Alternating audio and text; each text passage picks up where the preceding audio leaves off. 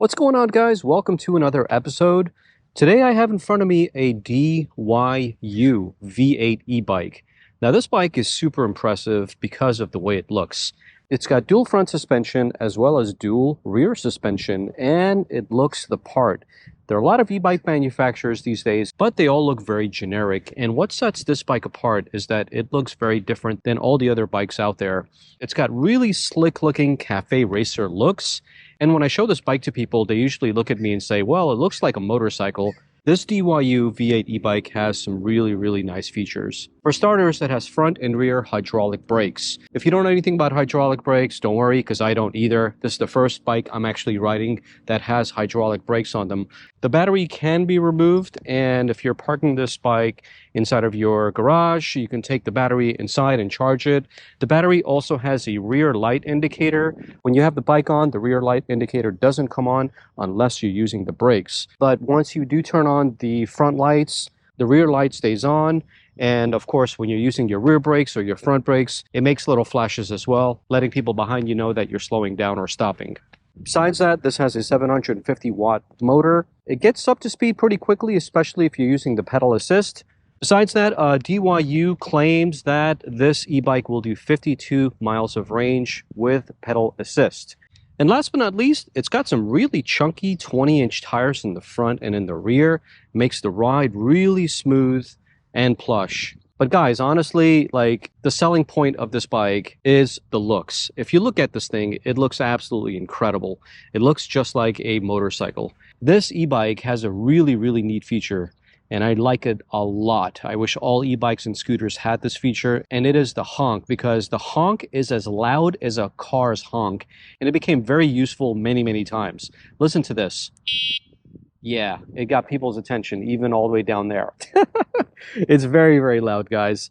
Besides that, the mode button is right here, which toggles through the different modes. So right now we're in sport mode, but it has E for economy, D for drive, and S for sport. Economy does 15 miles an hour, drive does 20 miles an hour, and sport mode does all the way up to 28 miles an hour. I've done 28 miles an hour on pedal assist, as well as using the throttle on the right hand side. And as you can see, the throttle on the right hand side is a half twist grip, which I kind of like and I don't like at the same time, because while you're using this, it doesn't give you that much access to hold on to the brakes just in case you need to emergency brake. You literally have to let go of this and then put your fingers on the brake in order to use them. So it's a two-step process, and I like other bikes where there's a little thumb button here and you use that for acceleration. But nonetheless, it's different, and I think it goes along well with this entire package. So I don't mind it too much, to be honest with you. And then, of course, the button all the way at the bottom turns the bike on and off, which is pretty simple. And if you don't use it for a while, it'll turn off by itself. Shimano derailleur, you get up to 6 gears, and right now mine is at 5. Let's get on out of here, guys. We're going to put this baby on E mode, so this way we can start off riding it. So right now I'm not using pedal assist, pure power. And on grass, this thing feels absolutely butter smooth, and that's one of the things that I love about this e-bike. If you're new to my channel, I've reviewed a ton of scooters already, so if you watch any of my scooter videos, if you put them on the lower settings, it will give you lesser power. But on this e-bike, the power doesn't really make a difference. The power is pretty much consistent, regardless of which mode you're in. A nice little jump right here. Nice. Another one. Yeah, so it takes bumps really well. As far as the rear suspension is concerned, it's a bit on the stiff side, and I think it's meant for like really heavy dudes, plus size people, you know, us Americans who love their burgers.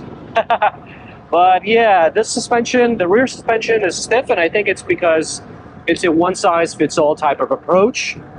I completely understand where they are going with that, but I also noticed that in the rear it has a cartridge. One thing I'm not sure about is if the rear suspension is able to be adjusted with the cartridge in the rear. If I turn the knobs on the cartridge, will it become less stiff? It's something I haven't really tried or found out about. So if you own this e-bike and you have some experience regarding that, leave a comment down below. Besides that, this thing is really fun to ride.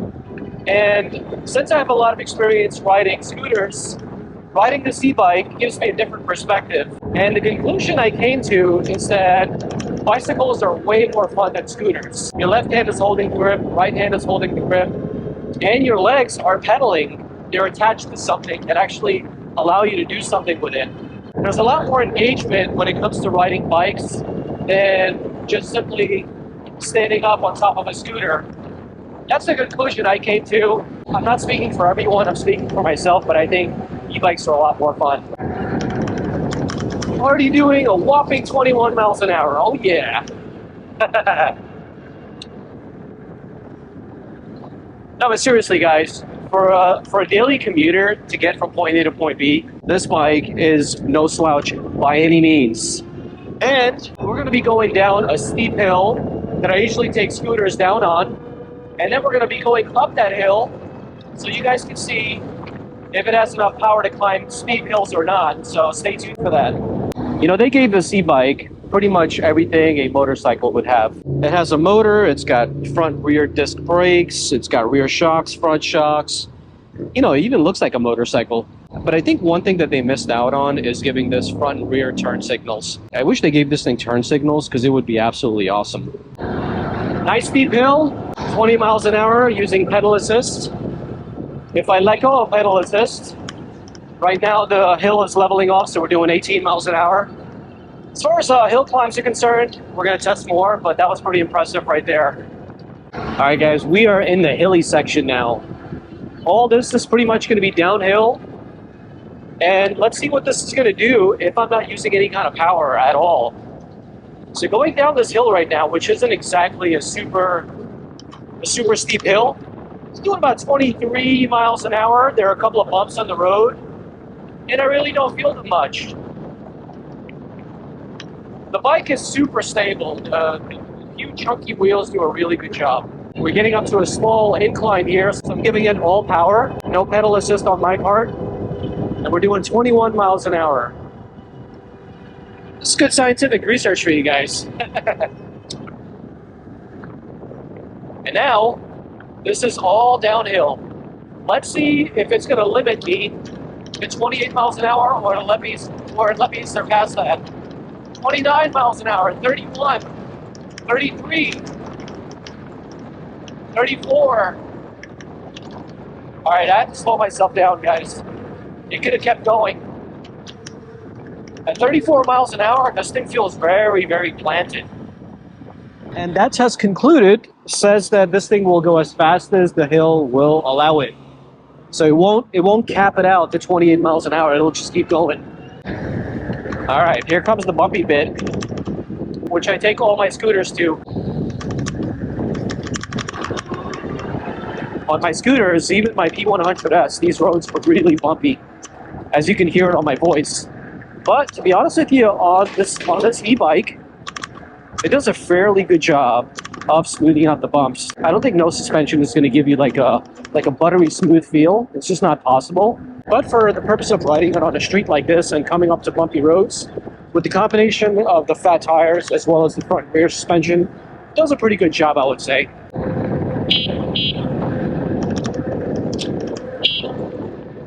I love the honk on this thing. I just don't want them to not look and then pull away. And then, you know, I'm like this close to them. So sometimes I honk just to get their attention.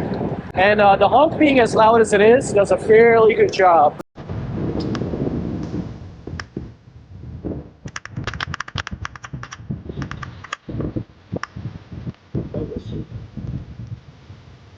Well, here we are, guys. One of my favorite spots. Check out this beautiful view and this gorgeous bike.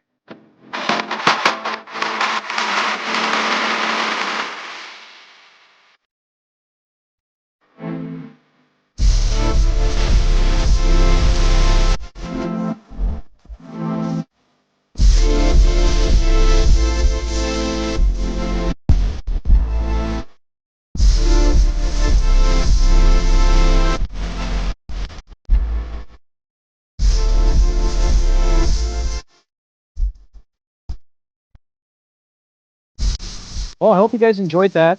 So we're going to fast forward the film and take you guys to where that hill was so we can do a hill climb test. All right, so Hill number 1, here we go. Now I'm using pure power mode to go up this hill right now. 13 miles an hour, holding a steady 13, using pure power mode, going down to 12 miles an hour. Is it gonna hold 12? Let's find out. Holding steady at 12. And it's getting more and more steep. Is it gonna go down to 11 miles an hour? Nope, yep, there it is. It went down to 11 miles an hour. And this is pure power mode. Now, one thing I do want to mention to you guys is that if you're using power, regardless if it's pedal assist or not, the bars on the battery bars on the bottom will go down. But as soon as you stop using the power or the pedal assist, the battery bar will go back up. So there's some kind of an inaccuracy with the BMS system. Not sure if they're going to create an update for it or even how to update it in the first place. But anyway, we are going up the steepest hill in all of San Diego using pedal assist at 11 miles an hour, and I'm giving it full throttle with the power. So, as I mentioned before, I think I'm going to have to go down in gears just to be able to pedal enough because it's getting really hard at the moment. There we go. So back on the power and back on pedal assist, 9 miles an hour, 10 miles an hour. I'm really not struggling. I'm not losing my breath. And this is a really, really steep hill, guys. I bring scooters on this hill, and my P100S did it in about 15 miles an hour with about 50% battery life left. And other scooters with 500 to 700 watts do it around 10, 11 miles an hour. So I would say this is pretty much similar to the lower end scooters. But mind you, we are somewhere around 75% battery power at the current moment. Guys, I can't stress this enough. After riding so many scooters, I have to say that riding e-bikes are a lot more fun than riding scooters. As I mentioned in the beginning, it's just a lot more engaging to ride an e-bike or just a bicycle in general, but having the torque, having the power, having the ability to use just the power by itself as opposed to the pedals, it makes it a lot more of an enjoyable experience than standing upright on a scooter and pushing the power button without you doing anything else. But once again, as I mentioned before, I love the fact that this e-bike looks so cool. But now I want to talk about some of the things that I don't like about it, because honestly, there are a couple things that I wish were a little bit different. So first things first, the front suspension rattles. I'm not sure if you heard it in my video, but if it goes over a bump, it makes a little rattling sound. That could be a problem later on. I'm not really sure, but that could be something that can be easily solvable as well. I haven't really dabbled too much into it. And as I mentioned before, there are cartridges for the rear. I haven't really messed with these. I don't even know if they can be adjusted or not because there's nothing in the manual for it. And last but not least, as I mentioned before, when you're on the throttle, the battery indicator will go down. But as soon as you get off the throttle, the indicator will go back up. As an example, you lose a bar or gain a bar. So the battery management system isn't entirely accurate. And now let's talk about some of the good things about this e-bike that I like a lot, because as I mentioned before, it's a fantastic e-bike. It has a couple of flaws. So if you can overlook them, you'll absolutely love riding this e-bike. The first thing is that it gets a lot of attention, obviously, because it's a really, really cool looking e-bike, but it has front as well as rear suspension, and I like that a lot. On a bike like this, having a rear suspension that's not only red, but on both sides makes it really, really stand out. I like the fact that 28 miles an hour is easily achievable using not only just the power, but also with pedal assist. I'm not really looking to buy this bike to go super fast, but 28 miles an hour on the street is plenty fast for me. And if you're using it to commute, then this is all you need. And lastly, the bike is ultra, ultra smooth. The throttle, as well as the pedal assist, is very smooth. And the tires, as well as the suspension, makes everything really, really plush on the road. I haven't really rode this bike and felt like it was too harsh to ride, or the throttle was too harsh, or anything like that. It's not jerky, it's just perfect.